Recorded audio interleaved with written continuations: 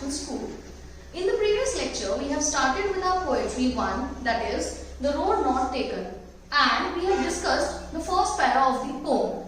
I'll just read out the first para of the poem and then we'll go to the second para of our poem. That is, we have seen two roads diverged in a yellow wood, and sorry, I could not travel both. And be one traveller, long I stood, and looked down one as far as I could, to where it went in the undergrowth. Now before moving on to para 2, I'll in short explain you the first part, that what we have seen. We have seen that the poet is standing at a junction wherein he can see two pathways and he has to decide which road to choose. And keeping the future in mind, he tries to see the road up till the undergrowth. Like he tries to see the future, that where this road goes on. And he tries to take one road. Okay, this is what we have seen up till now. Now, in the second para he says, then took the other just as fair and having perhaps the better claim, because it was grassy and wanted wear, though as for that, passing there, had won them really about the same. He says that as a traveller, I stood there, I tried to focus on both the roads. I tried to focus on the future aspects of both the roads. But obviously I couldn't travel both the roads. I had to choose one. So he's telling that then took the other just as fair.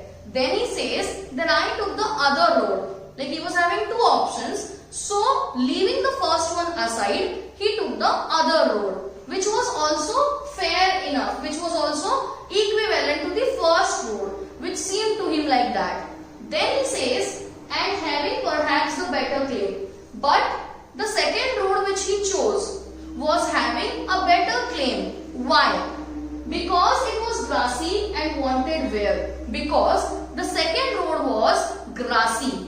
It was less travelled by. The leaves were fresh. So it had a better claim. It was more appealing to the poet. See students, here exactly it's about his future choices. He chose to be the poet, and that was a different choice which he has made. At that time, very few having that courage to choose that option, that career option which he chose, and therefore he needed a lot of courage to choose that option because it was very uncommon. And so he is telling that I chose the other one which was just as fair, but I chose that because it was grassy and it was having a better claim. It wanted wear. Wanted wear? Wear is like when you wear something, okay? So here a personification has been used wherein the poet says that the road wanted, as if the road was claiming that somebody should come and use that road. So the poet felt connected to the road and he wanted that I should choose this road. And so, keeping this thing in mind, he chose the second road. Though as for that, passing there had won them really about the same. But when he moved on that road, when he saw that road, when he moved on that road, he realized that it's nothing different. Because before him also, there have been people who have chosen this path. So when he moved on that path, he realized that both the roads are equally worn out. Both the roads are equally used. Okay. So he chose, he was happy with the decision which he has made. Okay. Now, up till now we have seen that the poet was having two options. He chose the second option because it was grassy and it wanted wear. It was giving him a suggestion to follow it. And then he chose the second option. And then he says after travelling some time that he felt both the roads to be equally good. Okay. Now we'll move on to the third and fourth para. Okay. In the third para, the poet says, and both that morning equally lay, in leaves no strap had trodden black. Oh, I kept the first one for another day, yet knowing how way leads on to way. I doubted if I should ever come back. The poet here says that as he took the second road, which was having a better claim, it was grassy and so it wanted claim, it wanted wear, and he took the second road. Then as he moved on, he found out that both that morning equally lay, in leaves no strap step had trodden black. Means both the roads were fresh. No leaves have been trodden black on that road. Means in that morning on both the roads no traveler has travelled. Somewhere it's like he's trying to tell that the choice which he has taken was unknown to him. He has moved on the path, yet he didn't know the future of that path, whether he is going to be successful in that path or whether that path is going to give him a failure. Okay, still he was determined, he was compassionate, committed towards his choice, and he moved on that path and he followed that path. Then, oh, I kept the first one for another day. He says this with a sigh. He was sad. Oh, he says that I kept the other one for another day. Means that time he was confused. He wanted to travel both the roads. And after choosing second road, he said this with a sadness. Ki, oh, I couldn't travel both and I kept the first one for another day. Yet knowing how way leads on to way. He says that when we choose a path, when I have chosen one path, I wanted to travel the first one also. But I know that once I start moving on my journey in life, one path is going to lead me to various paths. He knows that one way leads on to various ways in life. It's going to open new streams for him, and maybe it is possible that he will never ever be able to come back to the path. Okay, so he knew that. Still, he was determined to go on his way and he moved on his way. I doubted if I should ever come back. He knew this. He doubted that maybe if I'm moving on the second path, it may be possible that I will never be able to come back on the point from where I'm starting my journey. And maybe it is possible that I will never ever be able to move on the first road which I am leaving today. Means he knew about the uncertainty of the future. That the option which I am choosing, maybe I will never be able to return to the second option which I am leaving beside today.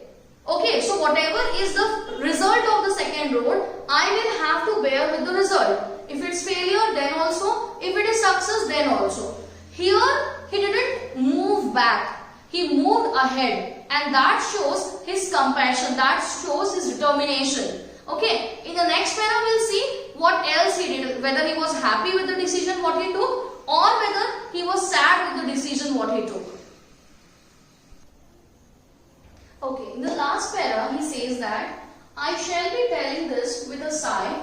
Somewhere, ages and ages hence, two roads diverged in a wood, and I took the one less travelled by, and that has made all the difference. The poet here says that as he chose the second path, after ages and ages hence, after so many years, there are two probabilities. First one is he will be very very happy on choosing the path which he has chosen. Second one is he will be very very sad because of maybe the failure which he will receive on choosing that path. Okay. So he says that I shall be telling this with a sigh, somewhere ages and ages hence.